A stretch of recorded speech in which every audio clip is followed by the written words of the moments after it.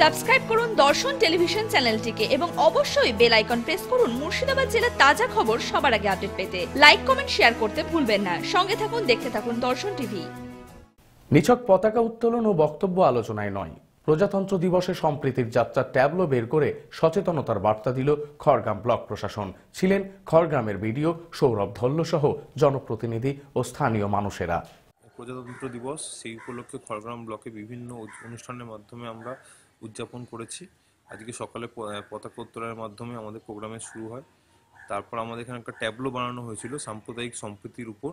আমাদের সেই ট্যাবলো সাম্প্রদায়িক সম্প্রীতির কথা বার্তা প্রচার করে খড়গ্রাম ব্লকের বিভিন্ন প্রান্তে ঘুরে বেড়ায়। এর মধ্যে থেকে আমরা সাধারণ মানুষের মধ্যে যথেষ্ট সাড়া পেয়েছি।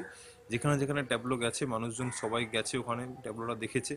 আমাদের আশা যে ট্যাবলোর মাধ্যমে যে সাম্প্রদায়িক সম্প্রীতির বার্তা আমরা পৌঁছে দেওয়ার চেষ্টা করেছি, সেই সাম্প্রদায়িক সম্প্রীতি আমাদের খড়গ্রাম ব্লক তথা মুর্শিদাবাদ এবং পশ্চিমবঙ্গ জুড়ে বজায় থাকবে এবং আগামী দিনগুলো সমস্ত মানুষের খুব ভালো কাটবে। ডোমকল পুরসভা মানুষের সাথে, মানুষের পাশে। জনস্বার্থে ডোমকল পুরসভা ও পুরপতি সৌমিক হোসেনের পক্ষ থেকে প্রচারিত।